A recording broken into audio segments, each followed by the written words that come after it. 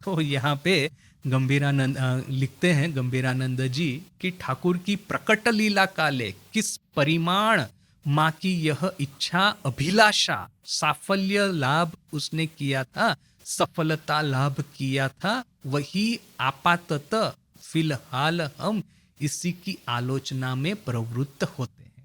क्या कहते हैं गंभीरानंद जी? स्टोरी, वो जो एक पागली आती थी ठाकुर के पास में, तो ठाकुर के प्रति उसका मधुर भाव था, वही स्टोरी यहाँ पे अभी कह रहे हैं कि इस घटना के माध्यम से माँ का मातृभाव किस तरह से प्रदर्शित होता है। दक्षिणेश्वरे आगतो अल्प बयस्को भक्तोदिगके श्रीमा निज संतानेर मतोई देखितेन। दक्षिणेश्वर में जो अल्प वयस्क भक्त आते थे उनको माँ अपने खुद के संतान की तरह ही देखती एवं ताहादेर प्रति एकटा अनुपम आकर्षण बोध करीतेन, और उनके प्रति एक अनुपम आकर्षण वो बोध करती। प्रयोजन स्थले जननी अपेक्षाओ सजतने ओ आपनार ज्ञाने ताहादेर रक्षणाबेक्षण करीतेन। प्रयोजन स्थले आवश्यकता आन पड़ने पर जननी की अपेक्षा भी, जननीर अपेक्षाओ माने कि माँ आपका जितना रक्षण करेगी उससे भी ज्यादा जननी अपेक्षाओ, जननी की जननी से भी ज्यादा सजतने ओ आपनार ज्ञाने ताहादे रक्षणाबेक्षण करीतेन। सयत्न और आपनार ज्ञाने अपने ज्ञान से उनकी रक्षण करती। देखिए कि कितना सुंदर रूप से कहा गया है कि दक्षिणेश्वर में जितने भी ये कम उम्र के ये त्यागी संतान है भविष्य के, या तो और भी जितने कम उम्र के ये जो सब पुत्र कन्याएं आते थे भक्त के रूप में, उन सबका माँ इस तरह से उनकी चिंता करती, इस तरह से उनकी देखभाल करती, इस तरह से उनकी केयर करती कि उनकी खुद की जननी, उनकी खुद की माँ भी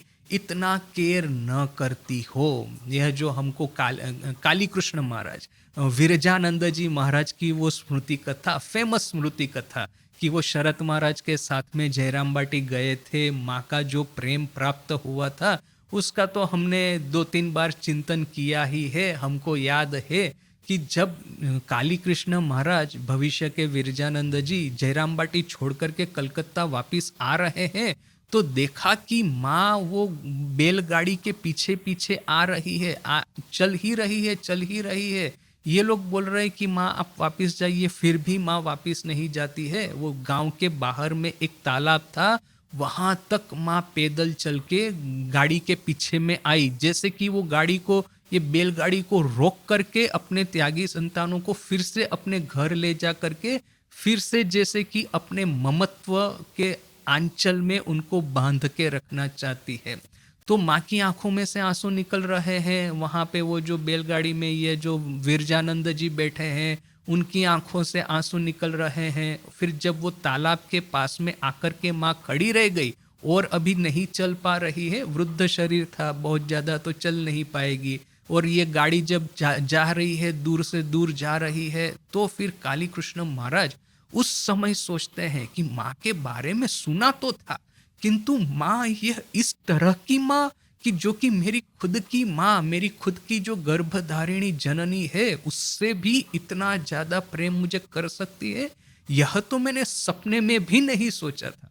तो यहाँ पे भी देखिए कि गंभीरानंद जी कहते हैं कि दक्षिणेश्वर में जितने भी यह संतान कन्या पुत्र उनके पास आते थे, उनको माँ उनकी खुद की जननी से भी ज्यादा उनकी केयर करती थी। दक्षिणेश्वरे एक पागली ठाकुरेर निकट जाता जात करी। तो दक्षिणेश्वर में एक पागली ठाकुर के पास में आना जाना करती। प्रथमे शकले ताहा के शुद्धू अप्रकृतिस्थ बोलिया जानीतेन। शुरू शुरू में तो सभी लोग उसको अप्रकृतिस्थ अर्थात कि उसका मस्तिष्क जो है थोड़ा सा विकृत हो गया है, अप्रकृत हो गया है बोल करके ही समझते थे उसको। एवं श्री रामकृष्ण प्रभृति शकले अति सहानुभूति सहित आलापादी करीतेन। और यदि यह समझ में आता है कि किसी का मन जो है वो विकृत हो गया है, तो भी क्या है कि एक तरह की सहानुभूति तो रहती ही है। तो श्री रामकृष्ण वगैरह सभी उसके साथ में सहानुभूति पूर्वक व्यवहार करते। परे प्रकाश पाइलो, किंतु बाद में पता चला शे मधुर भावेर साधिका, वो मधुर भाव की साधिका है। এই দিকে শ্রী रामकृष्ण स्वभावतोय श्री श्री जगदम्बार प्रति मातृभावापन्न, वो थी मधुर भाव की साधिका। यहाँ पे श्री रामकृष्ण है स्वभावतः, माने by default instinctively Shri Shri Jagdamba के प्रति मातृभावापन्न, श्री श्री जगदम्बा के प्रति उनका संतान भाव था। शक्ति मात्र को, स्त्री मात्र को वो अपनी जननी के रूप में देखते थे। वो भैरवी ब्राह्मणी की कहानी कि भैरवी ब्राह्मणी के साथ में ठाकुर का वैसे तो संतान भाव था और ठाकुर के प्रति उसका जननी भाव था, किंतु कभी कभी वो मधुर भाव पूर्वक वो गीत वगैरह जो है वो गाती थी उस समय, किंतु ठाकुर उसको स्पष्ट रूप से वो चेतावनी देते थे कि मेरा इस तरह का भाव नहीं है। वो वीर भाव पूर्वक भैरवी ब्राह्मणी के साथ में किसी भी तरह का संबंध नहीं रखना चाहते। जब ठाकुर स्पष्ट रूप से यह बात करते तो फिर भैरवी ब्राह्मणी अपना मधुर भाव है उसको फिर वो अपने उसको छोड़ देती, उससे वो निरस्त हो जाती। तो यहाँ पे भी देखिए कि यह पागली वैसे तो आती थी, सबकी उसके प्रति सहानुभूति तो थी ही थी, किंतु जब बाद में पता चला कि वो मधुर भाव की साधिका है। अब ठाकुर थे जगदम्बा के प्रति, सभी स्त्रियों के प्रति मातृभावापन्न। पागली अतोशतो ना भाबिया जे दिन ताहार अंतरेर कथा ठाकुर के खुलिया बोलिलो, সেই দিন এই বিজাতীয় ভাবের আঘাতে श्री रामकृष्णेर शिशु मन विद्रोही होइए उठिलो।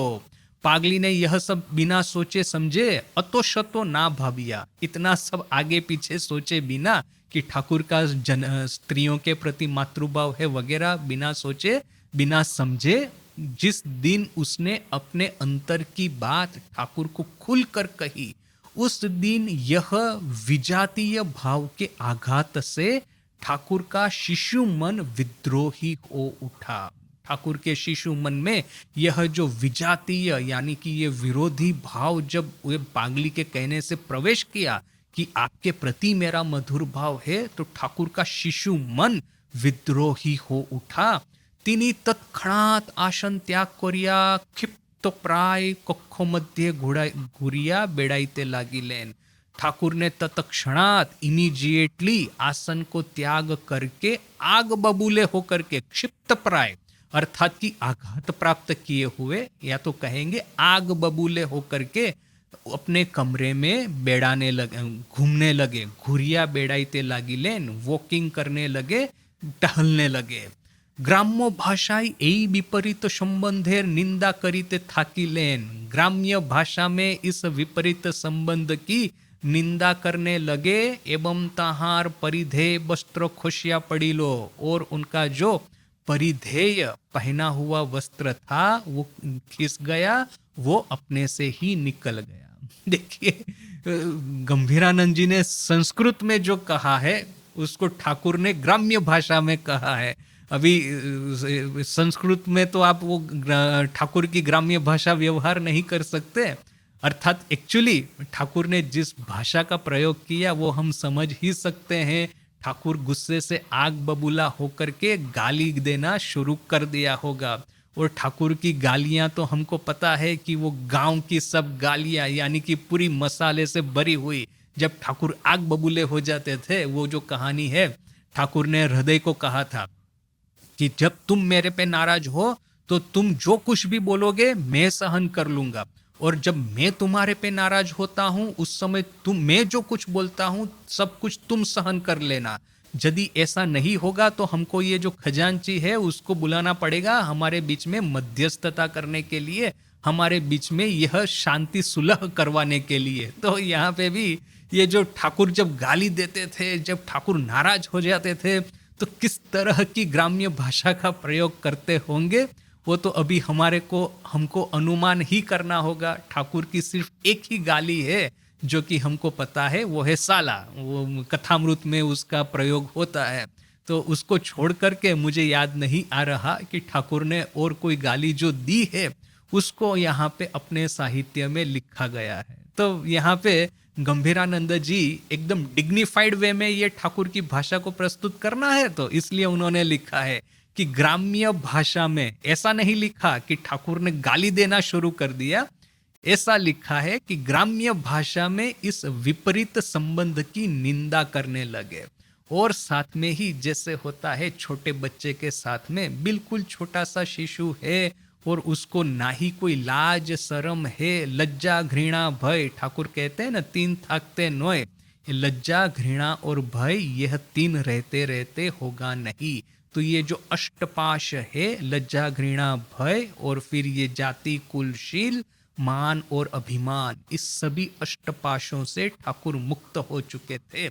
ठाकुर उदाहरण देते हैं, और ये मुक्त हो गए थे बोल करके नाराज हो जाने से छोटे बच्चे ने जो धोती पहना है वो कैसे खिसक करके निकल जाती है, तो वैसे ही ठाकुर की धोती भी इस तरह से निकल गई। अब जस्ट इमेजिन कि दिगंबर ठाकुर कमरे में टहल रहे हैं और जोर जोर से गाली दे रहे हैं, किस तरह का ये सुमधुर दृश्य बना होगा। देखिए ये विरूप या तो विकृत दृश्य नहीं है, क्योंकि ठाकुर के ऊपर में ये शिशु भाव का आरोप हुआ है। आज और कोई भी पुरुष है ठाकुर की उम्र का, वो यदि इस तरह से दिगंबर होकर के गाली देना शुरू करे तो वो दृश्य है कितना ही वो विकृत लगेगा। किंतु ठाकुर के भीतर में दिव्य बालक भाव का वो प्रकाश हुआ था, प्राकट्य हुआ था। बोल करके ठाकुर जो कुछ भी लीला कर रहे हैं इतनी सुंदर सुमधुर हुई होगी। मैं तो कहता हूं कि ये पागली जिसने ठाकुर का यह रूप दर्शन किया, उसी से उसके जन्म जन्मांतर के जितने भी कुसंस्कार है वो कट गए होंगे और इसी जन्म में उसको मुक्ति मिल चुकी होगी। तो यहाँ पे देखिए कि किस तरह से जब भाव का आरोप होता है, भाव का उद्रेक होता है, भाव का जिस तरह से एक तरह से कहे तो एसेंशन होता है अपने मन में, उस समय यह जो लज्जा घृणा भय रहता नहीं है। ठाकुर उदाहरण देके कहते हैं कि एक छोटा बच्चा है, वो जब शौच जाता है उसके बाद में वो शौच स्थान वो परिष्कार करता है, साफ करता है और फिर सबको उल्टा घूम करके दिखाता है, अच्छा देखो तो मैंने ठीक से परिष्कार किया कि नहीं, मैंने ठीक से धोया कि नहीं। तो क्या है कि बच्चे को यह सब हम लोग ऐसा सपने में भी सोचेंगे नहीं करने को किंतु बच्चे के मन में इस तरह का लज्जा होता ही नहीं है। दूसरे लोग क्या कहेंगे उसको यह पड़ी नहीं है, और दूसरे लोग भी बच्चे को ऐसा करता हुआ देख करके उनको घृणा नहीं होगी, उनको हंसी ही आएगी कि ये छोटा बच्चा है, नादान है, असमझ है, तो इस तरह की हरकत कर रहा है। तो वैसे ही ये एकदम छोटे बच्चे का शिशु, सरल स्वच्छ मन का, सुपवित्र मन का शिशु बालक, यही भाव ठाकुर के ऊपर में उस समय जैसे कि आसीन हो गया, आग बबूले हो गए, वो ग्राम्य भाषा में गाली देना शुरू कर दिया और उनके जो परिधेय वस्त्र था, जो धोती पहनी हुई थी, वो खिसक करके गिर गई। श्री माँ नहबत होइते शबई सुनीते छिलेन, माँ नहबत में से सब कुछ सुन रही थी।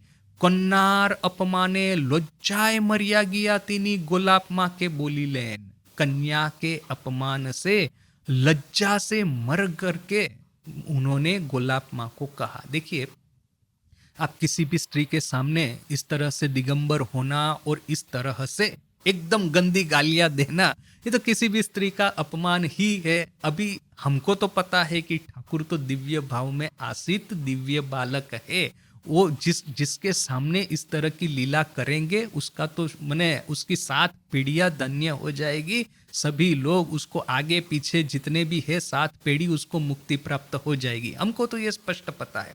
किंतु देखिए माँ का तो यह सब लोगों के प्रति जननी भाव था ना, मातृभाव था।